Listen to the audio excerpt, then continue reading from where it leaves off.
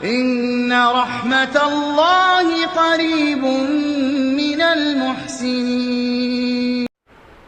الرحمن کہنے کے بعد الرحیم کہنے میں کیا کیا فائدے ہیں؟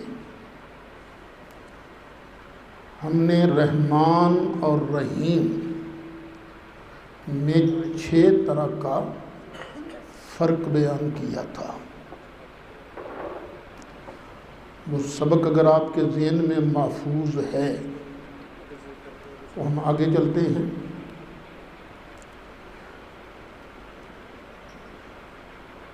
رحمان بھی صفت مشبہ کا صیغہ ہے،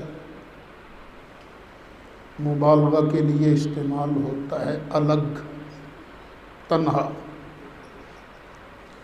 اور رحیم بھی صفت مشبہ کا صیغہ ہے جو مبالغہ کے لیے استعمال ہوتا ہے۔ مودودی صاحب نے بڑی عجیب بات یہاں کہہ دی۔ انہوں نے لکھا ہے اپنی تفسیر تفہیم القرآن میں، یہ میرے ہاتھ میں ہے، انسان کا خاصہ ہے کہ جب کوئی چیز اس کی نگاہ میں بہت زیادہ ہوتی ہے تو وہ مبالغہ کے صیغوں میں اس کو بیان کرتا ہے۔ اگر ایک مبالغہ کا لفظ بول کر وہ محسوس کرتا ہے کہ اس شے کی فراوانی کا حق ادا نہیں ہوا تو پھر وہ اسی معنی کا ایک اور لفظ بولتا ہے تاکہ وہ کمی پوری ہو جائے جو اس کے نزدیک مبالغہ میں رہ گئی ہے۔ اللہ تعالیٰ کی تعریف میں رحمان کا لفظ استعمال کرنے کے بعد پھر رحیم کا اضافہ کرنے میں بھی یہی نقطہ پوشیدہ ہے۔ رحمان عربی زبان میں بڑے مبالغہ کا صیغہ ہے، لیکن خدا کی رحمت اور مہربانی اپنی مخلوق پر اتنی زیادہ ہے، اس قدر وسیع ہے کہ ایسی بے حد و حساب ہے کہ اس کے بیان میں بڑے سے بڑا مبالغہ کا لفظ بول کر بھی جی نہیں بھرتا۔ پھر اس کی فراوانی کا حق ادا کرنے کے لیے پھر رحیم کا لفظ مزید استعمال کیا گیا۔ مودودی صاحب پھر آگے ایک مثال بھی دیتے ہیں، کہتے ہیں اس کی مثال ایسی ہے جیسے ہم کسی شخص کی فیاضی کے بیان میں سخی کا لفظ بول کر جب تشنگی محسوس کرتے ہیں تو اس پر داتا کا اضافہ کرتے ہیں۔ رنگ کی تعریف میں جب گورے کو کافی نہیں پاتے تو اس پر چٹے کا لفظ بڑھا دیتے ہیں۔ درازی قد کے ذکر میں جب لمبا کہنے سے تسلی نہیں ہوتی تو اس کے بعد تڑنگا بھی کہہ دیتے ہیں۔ یہ مودودی صاحب نے کہا ہے، یعنی رحمان اور رحیم کی وضاحت کے لیے انہوں نے 3 مثالیں دی ہیں۔ سخی، داتا، ایک۔ سخی کہنے سے سوچا نا مطلب پورا نہیں ادا ہوا تو مبالغہ کے لیے لفظ داتا بڑھا دیا۔ کسی کی خوبصورتی بیان کرنے کے لیے کہا جی گورا، گورا کہہ کے بھی تسلی نہیں ہوئی تو کہہ دیا گورا چٹا۔ کسی کے قد کی درازی کو بیان کرنے کے لیے کہا لمبا، دل نے کہا نہیں ابھی مطلب پورا نہیں ہوا تو کہہ دیا لمبا تڑنگا۔ یہ 3 مثالیں دی ہیں انہوں نے، اور اس میں غلطی کیا کی ہے مودودی صاحب نے، وہ بھی ذرا سن لیجیے۔ انہوں نے کلام الہی کو انسانی کلام کی طرح سمجھ لیا۔ یہ لمبا تڑنگا گورا چٹا سخی داتا تو انسان کا کلام ہے نا، اللہ کا کلام تھوڑی ہے۔ انہوں نے بھی اللہ کے کلام کو انسان کے کلام جیسا سمجھا کہ جس طرح انسان عاجز آ جاتا ہے، ایک لفظ بول کر تشنگی محسوس کرتا ہے اور یہ خیال کرتا ہے کہ یہ لفظ بول کر تو میں اپنا صحیح مفہوم نہیں بیان کر سکا ہوں، تو کیا اللہ تعالیٰ بھی انسان کی طرح عاجز ہے کہ ایک لفظ بول کر مفہوم صحیح ادا نہیں کر سکتا؟ استغفر اللہ العظیم۔ یاد رکھیے میرا مالک ہر عیب سے پاک ہے۔ ہم عاجز ہیں، ہم کمزور ہیں، لیکن میرا اللہ کمزور نہیں ہے، میرا اللہ عاجز نہیں ہے، میرا اللہ سبحان ہے۔ پھر انہوں نے دوسری غلطی جو کی، مبالغہ کے صیغے کے بعد دوسرے مبالغہ کے صیغہ کے بیان کے لیے چند مثالیں دی ہیں۔ وہ جو میں پہلے بیان کر چکا ہوں، سخیب کے بعد داتا، گورے کے بعد چٹا، لمبا کے بعد تڑنگا۔ اب آپ بتائیے ان میں سے کیا گورا مبالغہ کا صیغہ ہے؟ نہیں۔ چٹا مبالغہ کا صیغہ ہے؟ نہیں۔ ہاں، گورا چٹا کو اگر ملا لیا جائے تو ایک حد تک مبالغہ کا فائدہ دیتا ہے۔ سخی، کیا یہ مبالغہ کا صیغہ ہے؟ داتا، کیا یہ مبالغہ کا صیغہ ہے؟ ہاں، دونوں لفظوں کو ملا لیجئے تو ایک حد تک یہ مبالغہ کا پورا نہیں، ایک حد تک۔ لمبا کے مبالغہ کا صیغہ ہے، تڑنگا کیا مبالغہ کا صیغہ ہے؟ آپ دونوں کو ملا لیجئے تو شاید ایک حد تک مبالغہ کا فائدہ دے، لیکن رحمان تو خود مبالغہ کا صیغہ ہے، مبالغہ کے لیے استعمال ہوتا ہے۔ رحیم تو خود مبالغہ کے لیے استعمال ہوتا ہے۔ تو یہ مودودی صاحب کی فاش غلطی ہے کہ انہوں نے اللہ کے کلام کو انسان کے کلام جیسا سمجھا۔ اللہ اکبر، اللہ اللہ اکبر۔ آمین آمین آمین۔ اب ہم بحث کر رہے تھے بسم اللہ الرحمن الرحیم۔ میں ہوں یا آپ، کوئی انسان ہو، انسان کی حالتیں ہیں تین۔ ایک وقت تھا میں اور آپ کچھ نہیں تھے، آیا نا وقت ہم پر جب ہم کچھ نہیں تھے۔ دوسری حالت یہ کہ جب بندہ اس دنیا میں آیا، میں بھی اب دنیا میں ہوں، آپ بھی اسی دنیا میں ہیں۔ تیسری حالت یہ ہوگی کہ جب ہم دنیا سے آخرت کی طرف کوچ کریں گے۔ ہر انسان کی یہ تین حالتیں ہیں نا، جب کچھ نہیں تھا،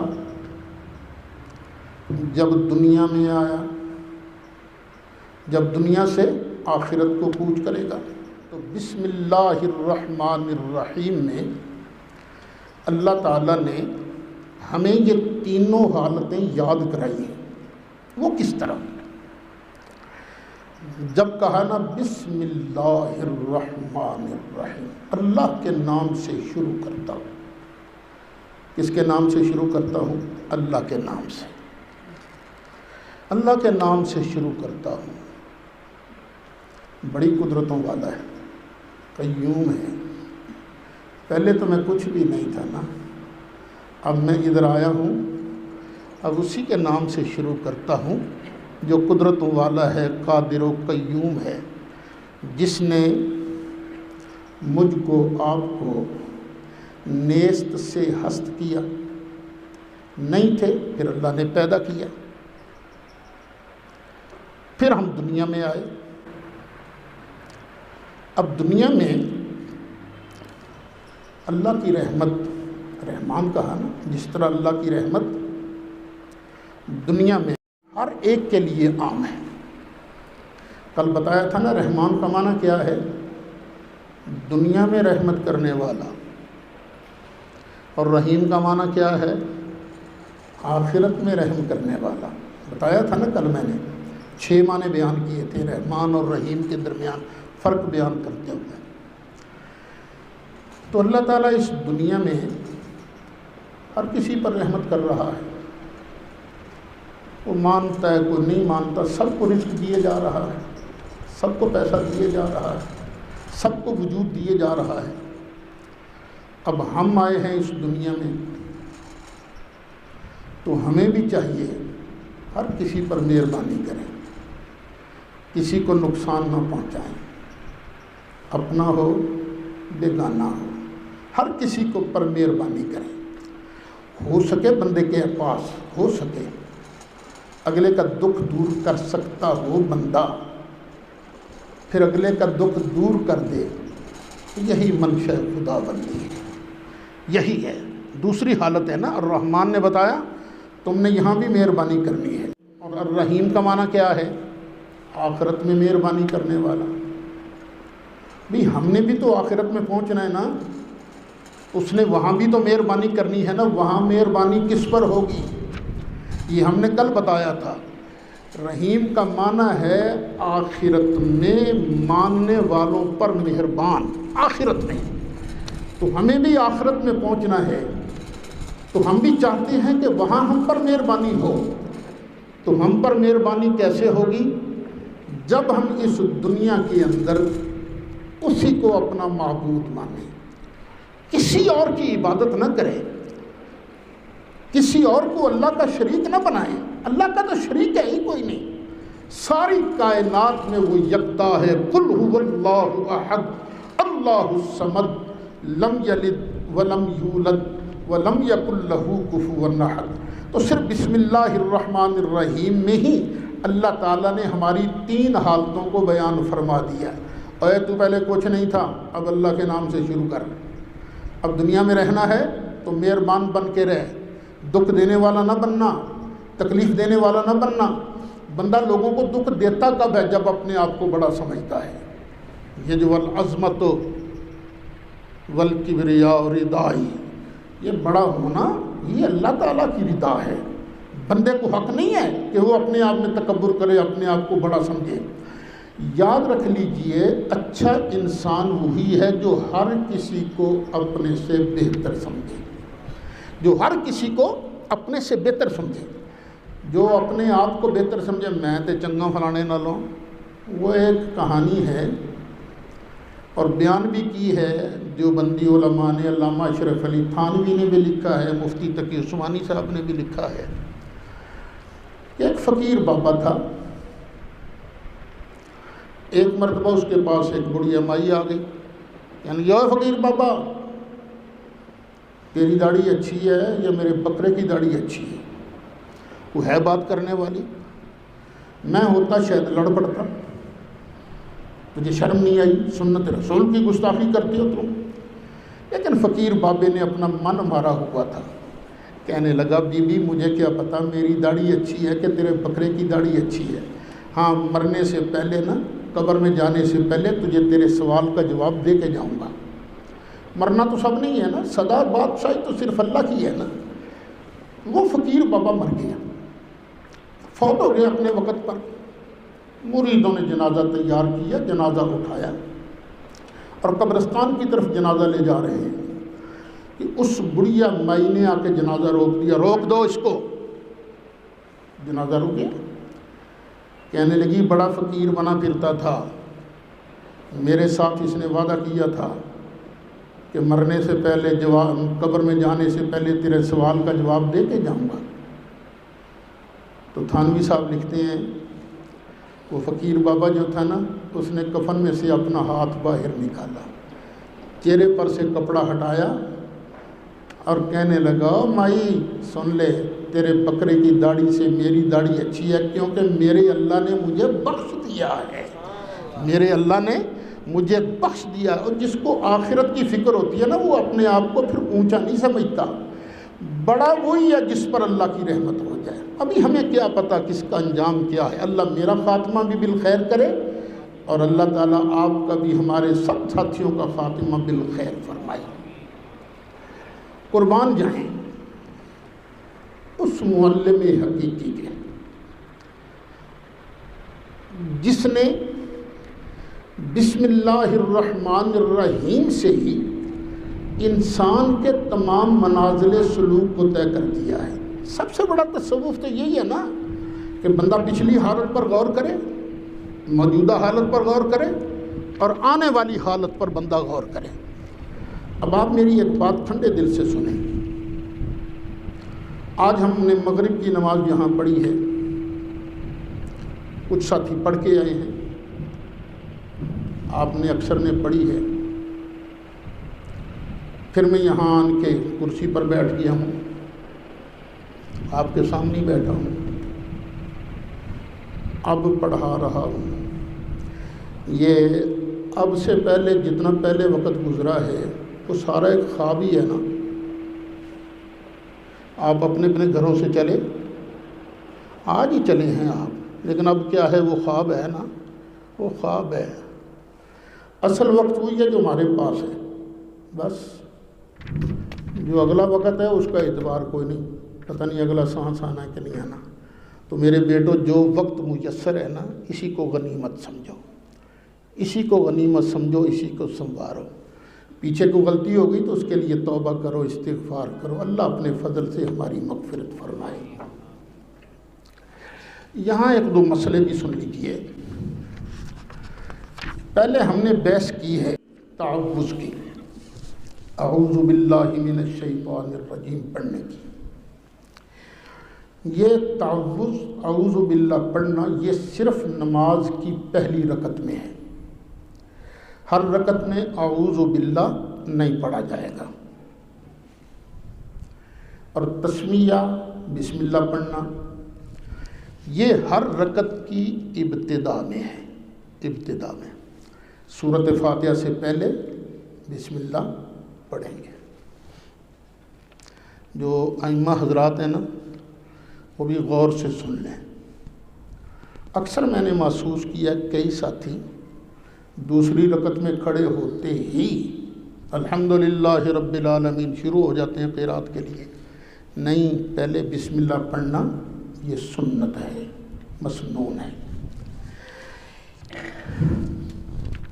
جب سورۃ فاتحہ پڑھ لے بندہ،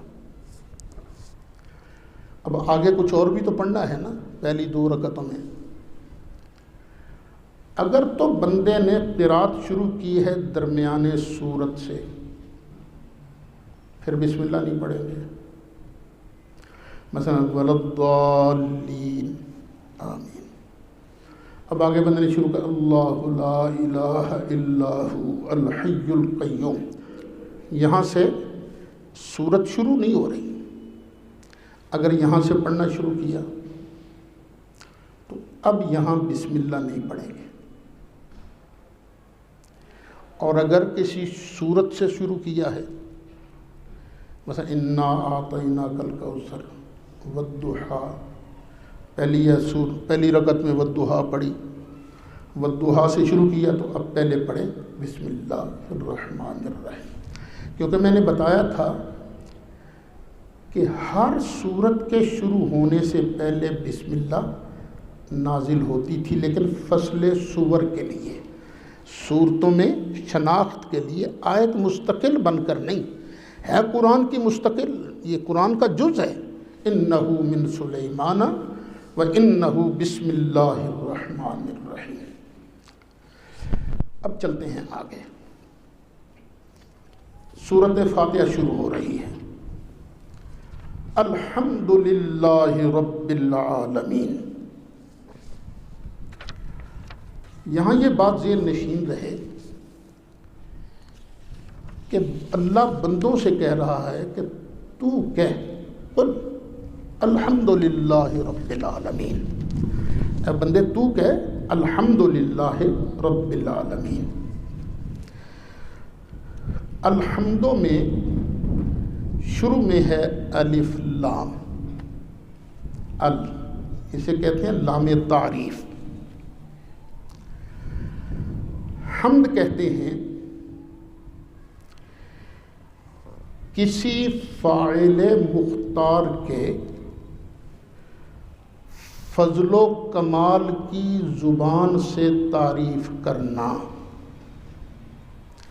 کسی صاحب فضل و کمال کی زبان سے تعریف کرنا حمد کہلاتا ہے، خواہ اس صاحب فضل و کمال کا فیض اسے پہنچے یا نہ پہنچے۔ اگر صاحب فضل و کمال کا فیض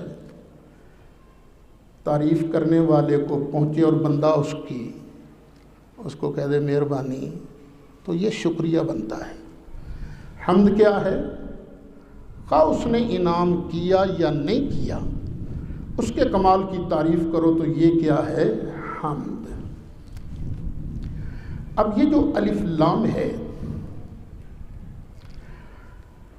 بات کہیں مشکل نہ ہو جائے، اس کی اصل میں دو قسمیں ہیں، ایک ہے اسمی، دوسرا حرفی۔ اسمی وہ ہے جو اسم فاعل یا اسم مفعول پر آئے اور یہ معنی دیتا ہے الذی اسم موصول کا۔ حرفی جو ہے پھر اس کی چار قسمیں ہیں، جنسی، استغراقی، عہد خارجی، عہد ذہنی۔ آپ میں سے اکثر سوچتے ہوں کہ کیڑے پاسے پاتا سانو، چلیں میں ذرا اس کو آسان کر دیتا ہوں۔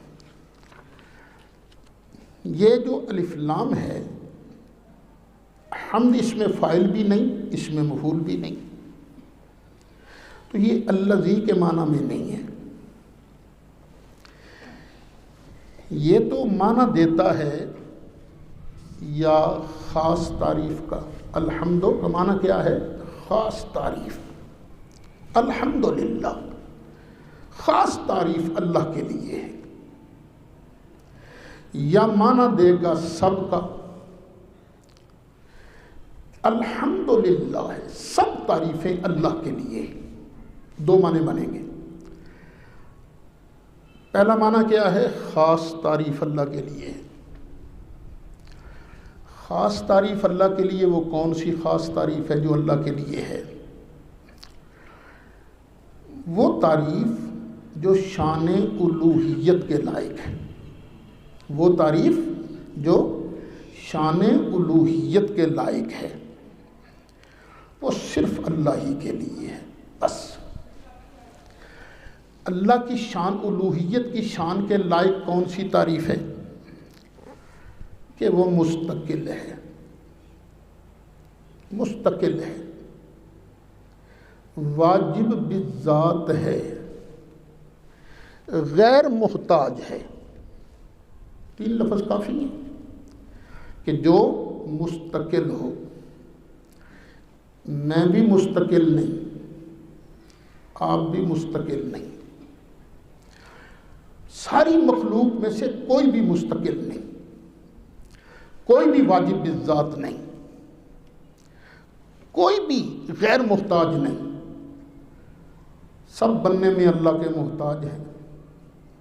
اللہ نے بنایا تو بنے نا، مستقل جو خود بخود ہو، واجب بالذات جس کا ہونا ضروری ہو۔ یہ انبیاء اولیاء سارے بڑی شانوں والے ہیں، ہمارے سروں کے تاج ہے، لیکن یہ خود بخود تو نہیں نہ بنے، ان کو کسی نے بنایا ہے تو بنے ہیں نا۔ بس کائنات میں صرف ایک ہی ہے جو مستقل ہے، واجب بالذات ہے، غیر محتاج ہے۔ یہ تعریف صرف اور صرف اللہ کے لیے ہے۔ اور اگر معنی کریں، اچھا یہاں کئی لوگوں نے یہ ترجمہ کیا ہے کہ خاص تعریف اللہ کے لیے ہے، لیکن انہوں نے جب مثال دی نا، مثلا خاص تعریف کیا ہوتی ہے، ہم نے تو تین لفظوں میں بات ختم کر دی، ان میں سے ایک ایک لفظ جو ہے شان الوہیت کے لائق ہے۔ ایک مولوی صاحب ہیں گزرے ہیں جن کا نام ہے غلام اللہ خان. انہوں نے بھی قرآن پاک کی تفسیر لکھی ہے، پڑھایا بھی انہوں نے بہت ہے، بڑے شاگرد ہیں ان کے، پھر ان کے شاگردوں کے بھی کئی شاگرد ہیں، لیکن بچتا وہی ہے جس پر اللہ کا فضل ہو. انہوں نے بھی خاص تعریف اللہ کے لیے ہے، اس میں سے ایک مثال کیا دی. یہ ہے میرے ہاتھ میں تفسیر جواہر القرآن. دور و نزدیک سے یکساں طور پر سمیع و بصیر ہونا. خاص تعریف اللہ کے لیے ہے. کیا مطلب؟ کہ دور سے نزدیک سے صرف اللہ تعالیٰ ہی سنتا ہے، صرف اللہ تعالیٰ ہی دیکھتا ہے. یہی غلطی ایک اہل حدیث عالم یوسف صلاح الدین صاحب نے بھی کی، جن کی تفسیر مدینہ منورہ سے چھپتی ہے، اور اس وقت پاکستان میں لاکھوں کی تعداد میں یہ تفسیر موجود ہے. یہ ہے میرے ہاتھ میں.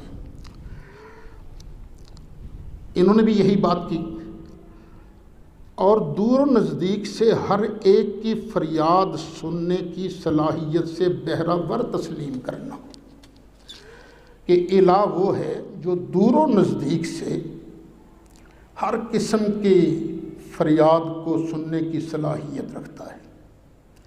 ان دونوں نے غلطی کی ہے. کیوں؟ دور و نزدیک سے سننا تو اللہ کی شان ہی نہیں. کون ہے وہ جس کی اللہ دور سے سنتا ہے؟ ایک فرد بتا دیں آپ. مالک وہ ہے، الہ وہ ہے جو ہر کسی کی اس کے قریب سے سنتا ہے. دور سے تو وہ سنے گا نا جو خود دور ہوگا. میرا اللہ کسی سے دور نہیں، اور نہیں بیٹے، نہیں دور، نہیں دور، نہیں دور. میرا اللہ تو ہر کسی کے قریب ہے. یہ بات ٹھیک ہے نا؟ اللہ کسی سے دور نہیں ہے. اب قرآن مجید فرقان حمید سے پوچھتے ہیں، تو بتا قرآن اللہ دور ہے کہ قریب؟ تو اللہ ارشاد فرماتا ہے وَإِذَا سَأَلَكَ عِبَادِي عَنِّي فَإِنِّي قَرِيب. محبوب، جب آپ سے میرے بندے میرے بارے میں پوچھیں نا اللہ کہاں ہے، اللہ دور ہے یا قریب، تو کہہ دے. مالک کہتا ہے انی قریب، میں قریب ہوں، میں دور نہیں ہوں. پھر اللہ تعالیٰ نے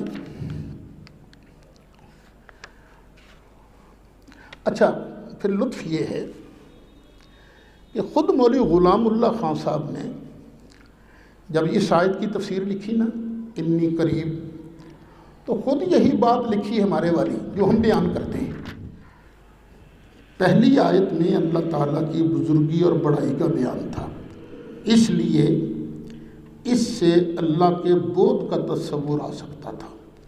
اللہ تو بہت بڑا ہے نا، تو بڑی چیز تو دور ہی ہوتی ہے نا، کہیں اللہ دور تو نہیں.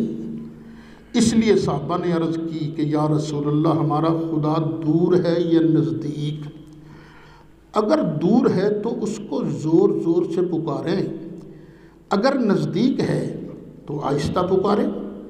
اس پر یہ آیت نازل ہوئی. عنی کے معنی ہیں میرے قرب اور بود کے متعلق، یعنی اے پیغمبر جب میرے بندے آپ سے میرے متعلق پوچھیں کہ آیا ہمارا رب قریب ہے یا دور، تو آپ ان سے فرمائیں کہ میں نزدیک ہوں، دور نہیں ہوں. اس سے معلوم ہوا کہ اللہ تعالیٰ اپنے بندوں سے ہر جگہ قریب ہے. جہاں چاہو اس کی عبادت کرو، جہاں سے چاہو پکارو. یہ دیکھ لیجیے، خود اللہ تعالیٰ نے ان کی زبان سے لکھوا دیا کہ وہاں غلطی ہوئی تھی. اللہ دور نہیں ہے، دور و نزدیک سے سنے گا تو بندہ ہوگا. اب میں ہوں، میں قریب سے بھی سن سکتا ہوں. وہ میرے قریب آ جائے تو مجھے کہے تو میں سن لیتا ہوں، اور کوئی اس کونے میں کھڑے ہو کے کہے استاد جی، میں سن لوں گا، تھوڑا سا دور ہے. لیکن زیادہ دور سے میں نہیں سن سکتا کیونکہ میرے کانوں کے اندر اتنی دور تک پہنچنے کی سکت نہیں ہے۔ ہاں مجھے امریکہ سے ٹیلی فون آ جائے اور میرے پاس ایک سبب ہو، موبائل ہو، میں کان سے لگاؤں گا۔ اب میں کہاں کی آواز سن رہا ہوں؟ امریکہ سے دور کی آواز سن رہا ہوں، لیکن ایک سبب کے ذریعے، موبائل کی وجہ سے۔ تو بھئی میرا اللہ وہ ہے جو کسی سبب کے بغیر ہر کسی کی سنتا ہے، ہر وقت سنتا ہے۔ یہ شان صرف اور صرف پروردگار کی ہے۔ دور اور نزدیک سے سننا یہ میرے آقا کی شان ہے۔ دور و نزدیک سے سننے والے ہو کان، کان لال کرامت پہ لاکھوں سلام۔ دوسری آیت بھی سن لیجیے۔ اللہ ارشاد فرماتا ہے وَنَحْنُ أَقْرَبُ إِلَيْهِ مِنْ حَبْلِ الْوَرِيدِ، 26واں پارہ ہے، سورہ قاف ہے، آیت نمبر 16 ہے۔ ہم انسان کی رگ جان سے زیادہ قریب ہیں۔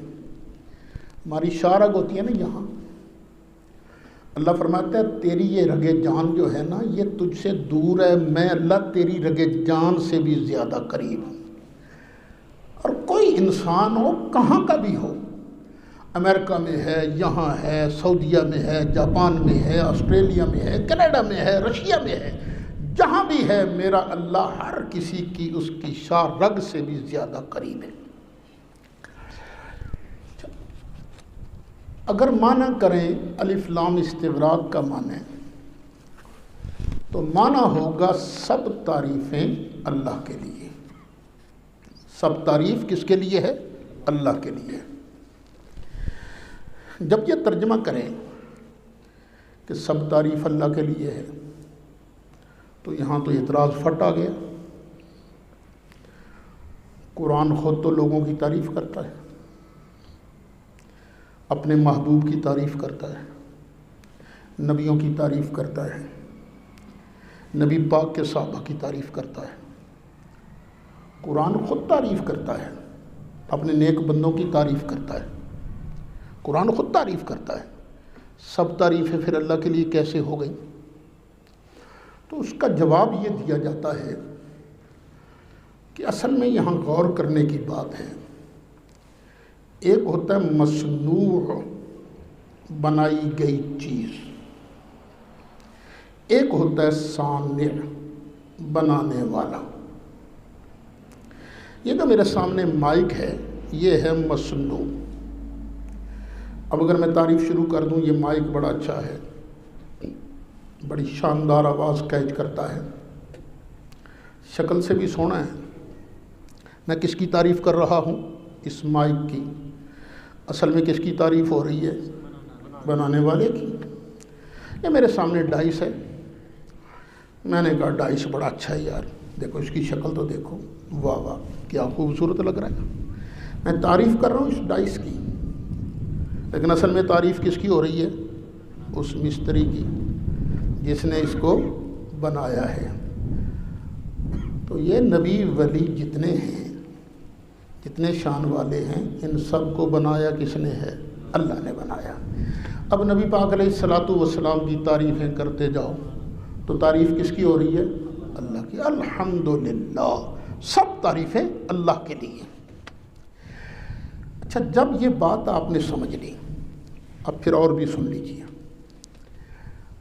ہماری عادت ہے اہل سنت و جماعت کی، ہم نعت شریف بڑے پیار سے سنتے ہیں، نعت خوانی کی محفل میں بڑے ذوق سے جاتے ہیں، اور جہاں کوئی عالم پتہ چل جائے یار اس نے آن کے نبی کریم علیہ السلام کی شان بیان کرنی ہے تو وہاں بھی جاتے ہیں اس کا واز سننے کے لیے، سرکار کی شانیں سننے کے لیے۔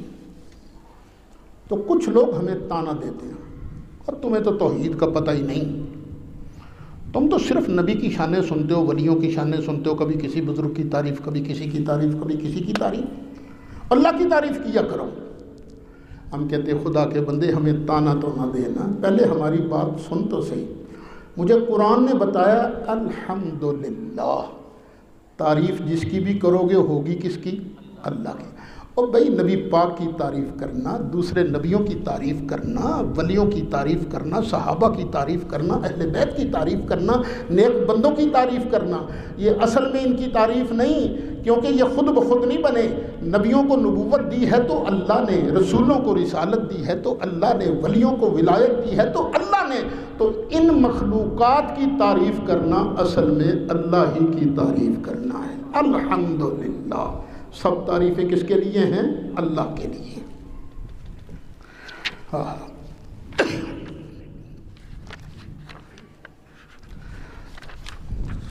اب ایک اور مزیدار بات سن لیجئے۔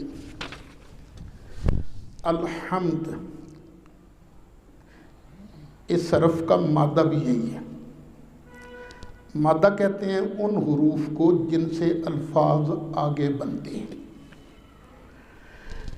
نبی کریم علیہ السلام کے صفاتی نام تو کئی ہیں نا، ذاتی نام دو ہیں، ایک احمد، دوسرا محمد۔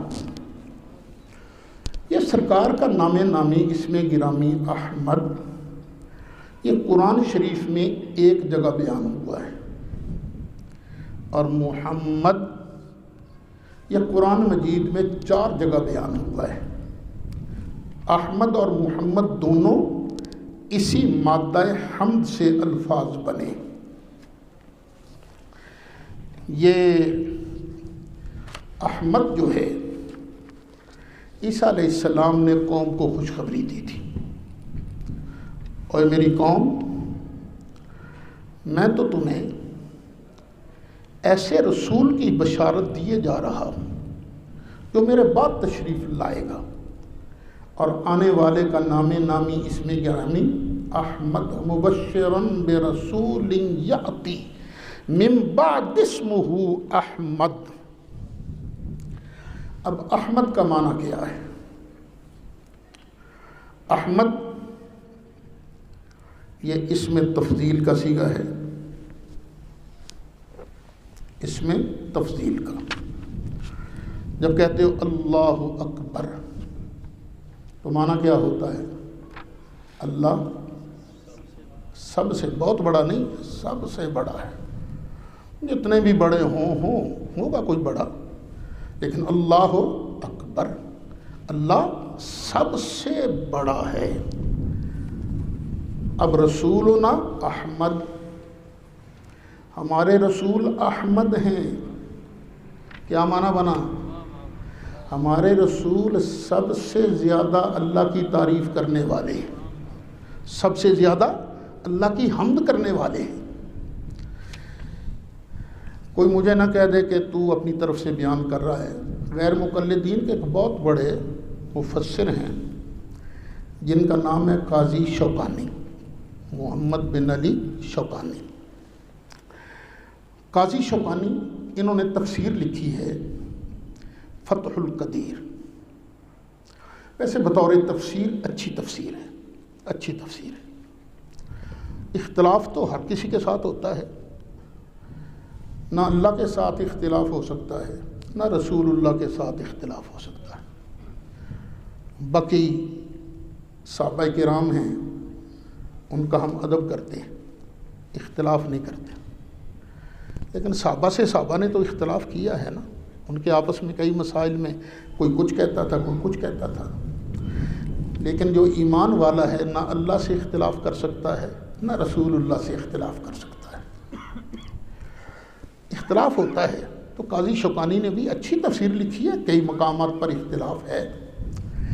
قاضی شوکانی لکھتے ہیں وَأَحْمَدُ اسم نبینا صلی اللہ علیہ وسلم، یہ احمد ہمارے نبی کریم علیہ السلام کا نام نامی، اسم گرامی ہے۔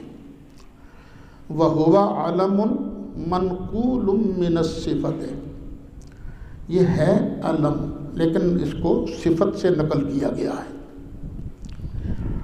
وَهِيَ تَحْتَمِلُ أَن تَكُونَ مُبَالَغَةً مِّنَ الْفَاعِلِ، یہ بھی ہو سکتا ہے کہ یہ فاعل سے مبالغہ ہو۔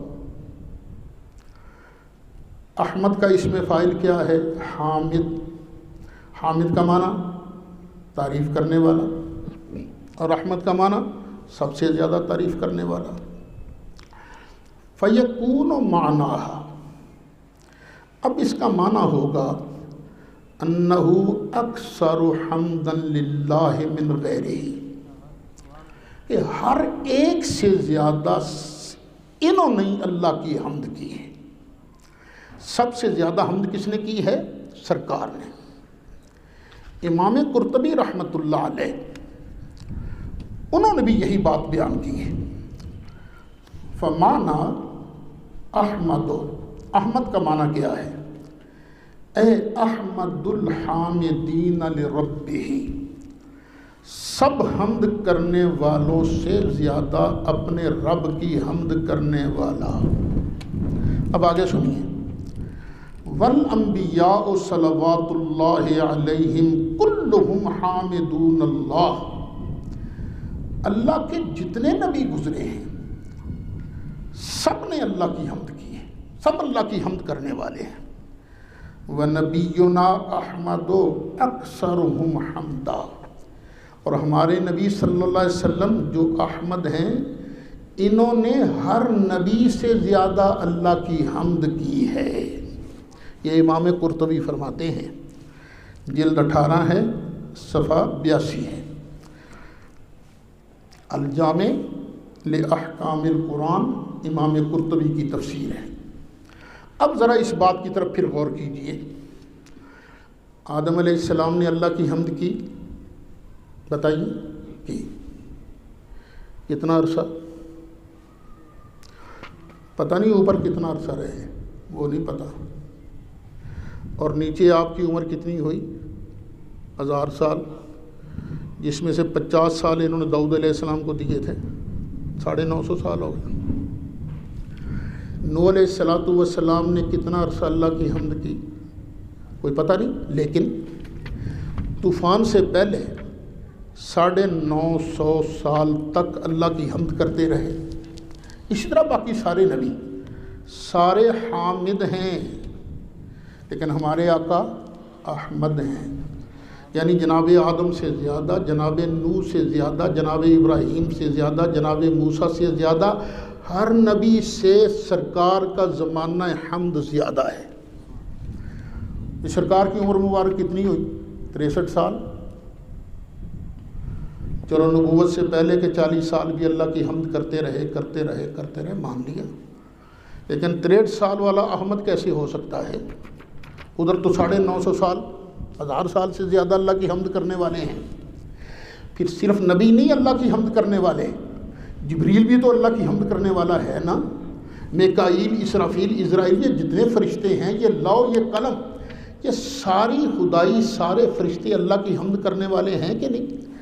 لیکن سب نے اللہ کی حمد تھوڑا عرصہ کی ہے، میرے مصطفیٰ نے اللہ کی حمد سب سے زیادہ کی ہے. سرکار احمد تبھی بن سکتے ہیں جب سرکار کا زمانہ حمد ہر کسی سے زیادہ ہو. اور سرکار کا زمانہ حمد سب سے زیادہ کس طرح ہو سکتا ہے؟ کہ ساری کائنات سے پہلے، اگر یہ مان لیا جائے کہ ساری کائنات سے پہلے اللہ نے اپنے محبوب کے نور کو بنایا تھا، وہ نور اللہ کی حمد کرتا رہا، پھر حضرت آدم علیہ السلام کی پیشانی میں آیا، وہاں بھی اللہ کی حمد کرتا رہا. چلتے چلتے سیدہ طیبہ طاہرہ حضرت آمنہ کے بطن اطہر میں آیا، پھر بھی اللہ کی حمد کرتے رہے. پیدا ہوئے تو آتے ہی اللہ کی حمد کی. پھر 63 سال کے ہر لمحہ میں، ہر لحظہ میں سرکار نے اللہ کی حمد کی. اب بھی تو قبر انور کے اندر اللہ کی حمد کر رہے ہیں نا. نبی کریم علیہ السلام، اللہ کے سارے نبی زندہ ہیں، اپنی اپنی قبروں میں نماز پڑھتے ہیں. تو بھئی چونکہ ساری مخلوق سے زیادہ ہمارے لجپال آقا نے اللہ کی حمد زیادہ کی ہے، اس لیے سرکار کا نام ہے احمد. اور یہ احمد نام جو ہے یہ بھی اسی مادہ حمد سے ہے.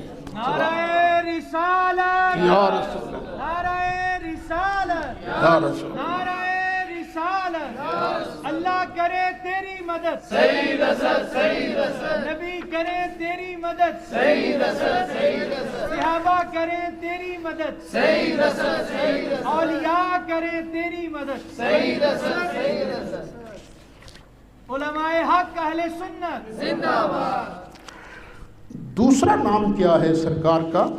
محمد صلی اللہ علیہ وسلم. اور محمد کا معنی کیا ہے؟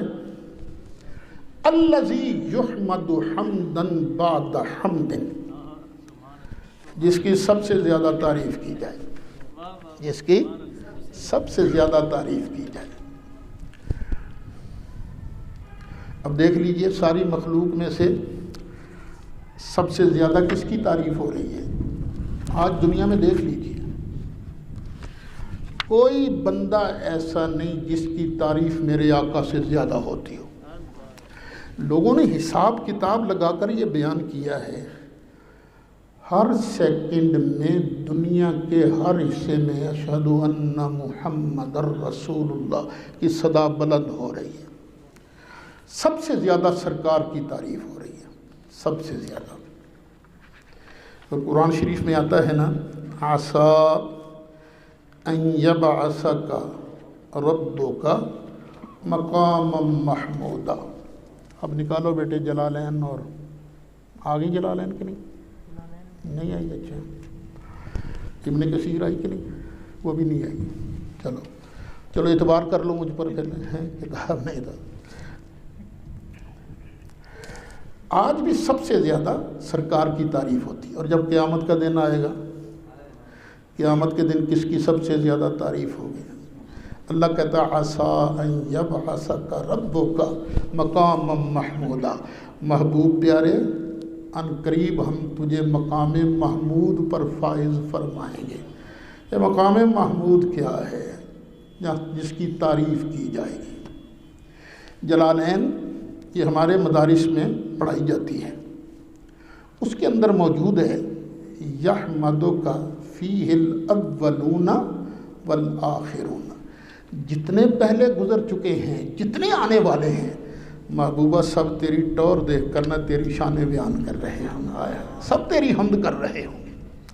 اور ابن کثیر نے تو اور پر لطف بات کی ہے، محبوبہ جب تیرا مالک، تیرا پروردگار، تجھے بنانے والا، تجھے شانیں دینے والا، تجھے اس کرسی پر بٹھائے گا نا، جلوہ فروز کرے گا اس مقام محمود پر، تو تیری ٹوریں دیکھ کر یحمدک فیہ الخلائق کلہم، ایک ایک مخلوق تیری تعریف کرے گی.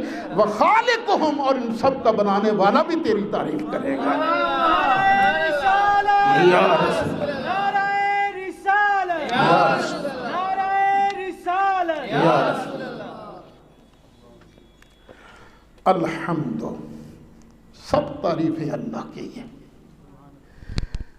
للہ، کس کے لیے؟ اللہ کے لیے. اور اللہ کسے کہتے ہیں وہ میں کل کے سبق میں بیان کروں. وہ علم للذات الواجب الوجود المستجمع جمیع صفات الکمالیہ. اب آیا لفظ رب. رب کسے کہتے ہیں؟ کسی چیز کو آہستہ آہستہ مرتبہ کمال تک پہنچانے والا. کسی چیز کو آہستہ آہستہ مرتبہ کمال تک پہنچانے والا، جسے کہا جاتا ہے پالنے والا. آپ دیکھیں اللہ فصلوں کو بھی پالتا ہے نا، انسانوں کو بھی پالتا ہے. کیسے؟ پہلے بیج زمین میں بویا جاتا ہے، پھر آہستہ آہستہ کونپل نکلتی ہے، بڑی ہوتی ہے اور فصل لہلہاتی ہے. آہستہ آہستہ فصلوں کو اللہ مرتبہ کمال تک پہنچاتا ہے. انسان ہے، پہلے ایک قطرہ تھا، پھر ماں کے پیٹ کے اندر 9 مہینے تک اللہ تعالیٰ اسے آہستہ آہستہ بناتا ہے، پالتا ہے. ماں کے پیٹ کے اندر بھی اسے خوراک دیتا ہے اللہ. پھر بچہ پیدا ہوتا ہے تو کتنا ہوتا ہے؟ اتنا سا ہوتا ہے نا. پر آہستہ آہستہ آہستہ ہٹا کٹا 6 فٹ کا جوان بن جاتا ہے. تو رب کہتے ہیں آہستہ آہستہ مرتبہ کمال تک پہنچانے والا۔ اب کس کا رب ہے یہ؟ کس کو آہستہ آہستہ مرتبہ کمال تک پہنچاتا ہے؟ العالمین، عالمین کو مرتبہ کمال تک پہنچانے والا ہے۔ اچھا قرآن شریف پڑھے نا، اللہ تو رب العالمین ہے، لیکن اللہ کے علاوہ اوروں کو بھی رب کہا گیا ہے۔ مثلا یوسف علیہ السلام گئے نا جب جیل میں، تو 2 جوان اور بھی انہی کے ساتھ حوالات میں داخل ہوئے۔ وَدَخَلَ مَعَهُ السِّجْنَ فَتَيَانِ، دونوں ایک دن یوسف علیہ السلام کے پاس آ گئے، آ کر کہنے لگے یوسف ہم دونوں نے ایک ایک خواب دیکھا ہے، تو بندہ بڑا اچھا ہے، مہربانی کر کے نا ہمیں خوابوں کی تعبیر بتا دے۔ اب بات لمبی نہ ہو جائے، یوسف علیہ السلام نے جب خوابوں کی تعبیر بتائی، فرمایا یا صاحب السجن، او میرے جیل کے دونوں ساتھیوں، اما احدکما، جو تم میں سے ہے نا ایک، اس پر الزام ثابت نہیں ہوگا، بری ہو جائے گا، بری ہو کر اپنی سیٹ پر بحال ہو جائے گا۔ فیسقی ربہ خمرا، پھر وہ اپنے رب کو شراب پلائے گا۔ اللہ کے لیے بھی لفظ کون سا بیان ہوا؟ رب، اور بادشاہ کے لیے بھی کون سا لفظ استعمال ہوا؟ رب، رب استعمال ہوا ہے لفظ۔ تو لفظ ایک دیکھ کر فٹ شرک کا فتویٰ نہیں لگانا چاہیے۔ میری آواز جا رہی ہے دور تک، یہ اللہ نے مہربانی کی، یہ سوشل میڈیا کا سہارا اللہ نے عطا کیا، یہ دور تک آواز جا رہی ہے، مجھے پتہ ہے سنتے ہیں دوسرے بھی۔ ان کی خدمت میں گزارش ہے، ایک لفظ دیکھ کر نا فٹ شرک کا فتویٰ نہ لگایا کرو۔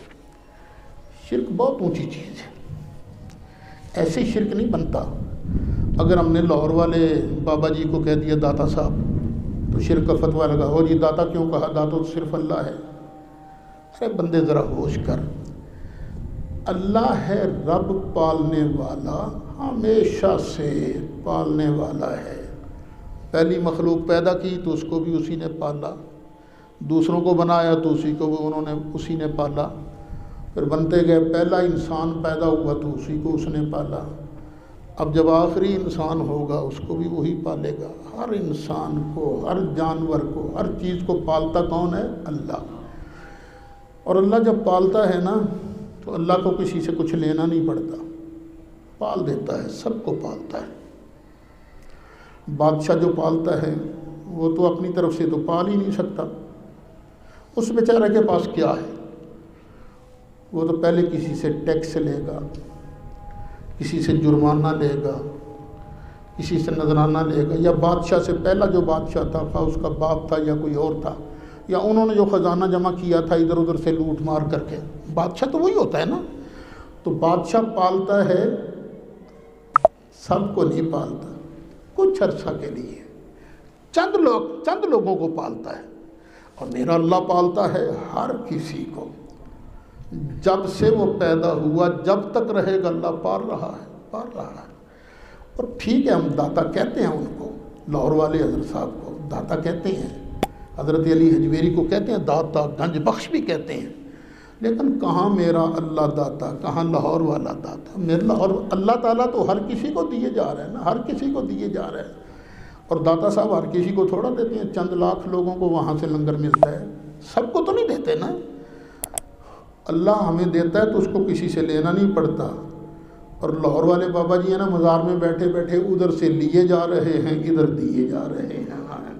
تو لفظ ایک دیکھ کر شرک کا فتویٰ نہیں لگانا چاہیے۔ الحمدللہ رب العالمین، عالمین جمع کا صیغہ ہے، پھر اس پر الف لام بھی جمع ہے، داخل ہے، جمع مذکر سالم کا صیغہ ہے، اس پر الف لام استغراق کا داخل ہے۔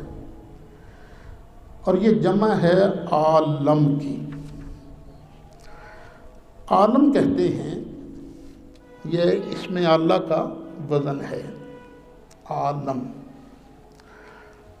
اسم اللہ کا ایک وزن آتا ہے فاعل. عالم ما یعلم بہ، جس سے کسی کا پتہ چلے، کسی چیز کے جاننے کا آلہ. یہ جتنی چیزیں ہیں کائنات کا ہر ذرہ یہ اللہ کے واحد ہونے کی دلیل ہے. ایک ایک ذرہ سے اللہ تعالیٰ کا علم حاصل ہوتا ہے، یہ علم کا ذریعہ ہے. تو پھر عالم کہنا شروع ہو گئے، یہ عالم ہے. پھر عالمین اللہ نے کہا. عالمین، یہ جو عالم ہے نا، ان کی بھی کئی قسمیں ہیں. یہ عالم انسان، انسانیت ہے. یہ حیوانوں کا عالم ہے، یہ پرندوں کا عالم ہے، یہ نباتات کا عالم ہے. یہ جہان ہے نا مختلف، تو سب کے اعتبار سے کہہ دیا رب العالمین. کائنات میں خلاصہ کیا نکلا؟ اللہ کے علاوہ کوئی رب العالمین نہیں. اب یہ اللہ تعالیٰ اپنی توحید کا سبق دے رہا ہے. خبردار، کسی اور کو نہیں پوجنا، کسی اور کی عبادت نہیں کرنی. میں جو اتنی شانوں والا ہوں، عبادت کرنی ہے، پوجنا ہے تو صرف مجھے پوجنا ہے جو رب العالمین ہوں. میں رب العالمین ہوں. یا اللہ یہ بھی تو فرما. بادشاہ پالتا ہے فوج کو. کیوں پالتا ہے؟ لالچ ہوتی ہے. یہ فوج میرے مشکل وقت میں کام آئے گی. ماں باپ اولاد کو پالتے ہیں کیوں؟ لالچ ہوتی ہے. ہم جب بوڑھے ہو جائیں گے تو یہ ہمارے لیے سہارا بنے گا. وہ قسمت والے ہی ہوتے ہیں ویسے، لیکن ماں باپ تو اسی لالچ میں پالتے ہیں نا، یار ہم پر جب مشکل وقت آئے گا تو یہ ہمارا سہارا بنے گا. یا اللہ تو بتا، تو کس لالچ میں ہمیں پال رہا ہے؟